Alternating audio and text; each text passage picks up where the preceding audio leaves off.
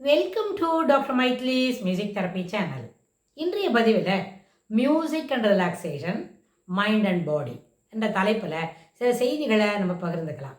அதாவது நிறைய ஸ்ட்ரெஸ் இருக்குது அப்படின்னா ஸ்ட்ரெஸ் என்னெல்லாம் செய்யும், நிறைய இடையூறுகளை நம்ம ஆரோக்கியத்தில் கொடுக்கும்.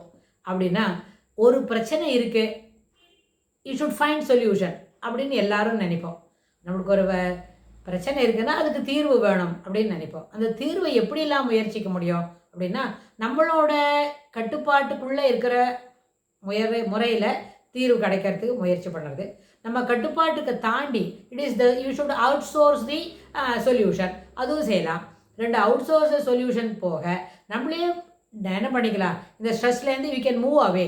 இது ரெண்டுமே சாத்தியம்தான். இந்த மூணு முறையிலையுமே நம்மக்கிட்ட இருக்கிற இடையூறுகள், அதாவது மனதில் இருக்கிற பளு இருக்கே, அதுலேருந்து வெளியில் வரலாம்.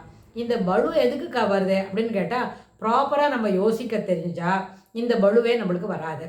நம்மளுக்கு இது தேவையா, are we require all these things, we need this or does it necessary to go for this அப்படின்னு ஒரு நேரமும் செய்யக்கூடிய வேலைகளில் ஸ்திரமாக, அதாவது ஸ்திரம் என்ன சொன்னால் concrete move, there is fluid ஐடியம் இல்லை, ஃப்ளூயிட் ஐடியாவே இல்லை, எல்லாமே ஃப்ளூயிடாக இருக்குது, ஒரு விஷயம் கூட கான்க்ரீட்டாக இல்லை அப்படின்னு இல்லை. அந்த மாதிரி கான்க்ரீட்டாக யோசிக்கணும் அப்படின்னு சொன்னால் ஸ்திரமான யோஜனைகள் ப்ரீஃப்ரண்டல் லோப் மூலமாக, that is cognitive neuro developments அது இருக்கு இல்லையா, அந்த காக்னிட்டிவ் ஃபங்க்ஷன்ஸில் சிறப்பாக யோசித்து தேவையானவர்களுக்கு ஏற்ப முடிவெடுத்தமான இந்த பலுவாக இருக்கிற நிலைமை ஒன்று இருக்கே, ஸ்ட்ரெஸ், அனேபிள் டு கம்பீட் அப்படின்னு ஒன்று வருது இல்லை. எதோட கம்பீட் பண்ண முடியல, மற்றவங்களோட கம்பீட் இல்லை, நம்மளோடைய நம்ம வேகத்துக்கு தகுந்த மாதிரி நம்மளுடைய செயல்பாடுகள் இல்லை, நம்ம செயல்பாடுகளுக்கு தேவைக்கு ஏற்ப நம்மளோட யோசனைகள் அந்த முயற்சிக்கு ஒத்து வரல அப்படின்னு இது ரெண்டுமே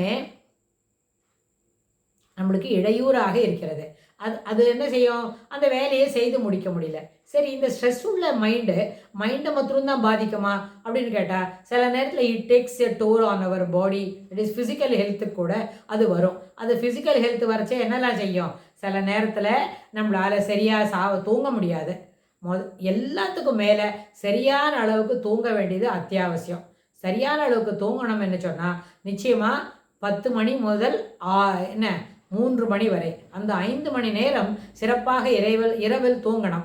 அந்த 5 மணி நேரத்தில் என்ன பண்ணோம்னா, பாடி இன்டர்னல் ஆர்கான்ஸை கிளியர் பண்ணிக்கும், சுத்தம் பண்ணும் நேச்சுரலாக. அதாவது நம்ம உடலில் இருக்கிற உடல் உறுப்புகள் இருக்குல்ல உள்ளுக்குள்ள, அந்த கல்லீரல், மண்ணீரல், அப்புறம் ஸ்டொமக்கு, அப்புறம் ஹிருதயம், அப்புறம் இன்டெஸ்டின், அது எல்லாமே சுத்தம் பண்ணிக்கிறதுக்கு 5 முதல் 6 மணி நேரம் ஆகும். ஒன்றுக்கு 3/4 மணி நேரம், சிலது 1 hour and 10 minutes, சிலது 45 minutes, அப்படியெல்லாம் சுத்தம் பண்ணிக்கும். அப்போ அந்த சுத்தம் பண்ணும்போது நம்ம என்ன பண்ணக்கூடாது, ஆக்டிவாக இருக்கக்கூடாது. நிச்சயமாக அது ரெஸ்ட் எடுக்கிற நேரத்தில் தான் சுத்தம் பண்ணணும்.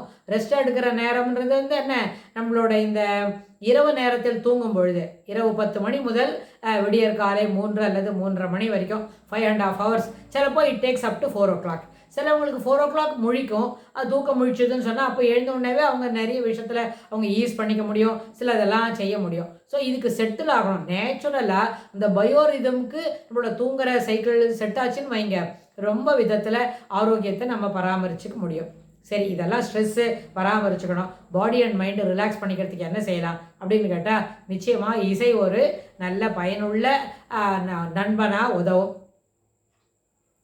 கிளாசிக்கல் மியூசிக்கில் to over come the stress and strain அப்படின்னு சொன்னால், அதுக்கு எந்த நோட்டெல்லாம் எந்த ஃப்ரீக்வன்சியில் இருக்கிற ஸ்வரங்களை வாசித்து அதை நம்ம செட் பண்ணி ஒரு ராகமாக வாசித்து கொடுக்குறோம் அப்படின்னா, அதை தொடர்ந்து நம்ம கேட்குறோன்னு வைங்க, அதனால் என்ன பண்ணோம், இந்த ஸ்ட்ரெஸ்னால்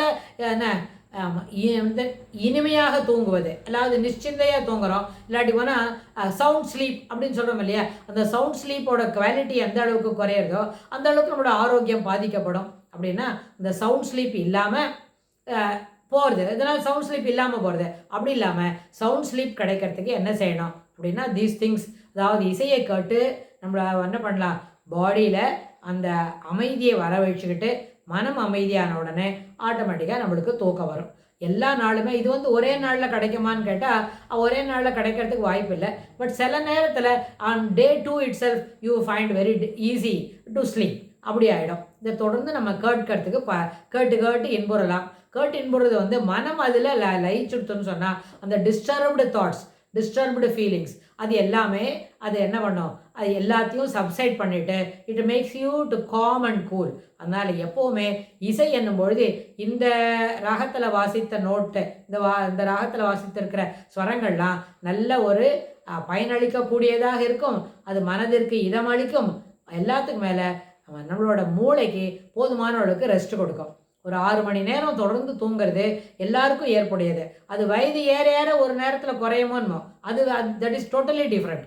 ஆனால் இளமைன்னு சொன்னால் எல்லாருக்குமே மினிமம் 8 ஹவர்ஸ் தேவை. ஆனால் இந்த மாதிரி அன்டிஸ்டர்ப்டு ஸ்லீப் ஆஃப் 5.5 hours இருக்கிறது ஒன்று, this is sufficient. That shows a healthy sign of the body to take rest அப்படி காட்டும். அதனால் மைண்டு, பாடி அண்ட் ரிலாக்ஸேஷனுக்கு நிச்சயமாக இசை ஒரு என்ன சிறந்த உறுதியான பயனளிக்கக்கூடிய ஒரு காரணியாக அமையும்னு சொல்லி இந்த பதிவை நம்ம நிறைவு செய்கிறோம். இதற்கு தொடர்புடைய செய்திகளை வரப்போகிற பகுதிகளிலும் பார்க்கலாம். தேங்க்ஸ் ஃபார் வாட்சிங்.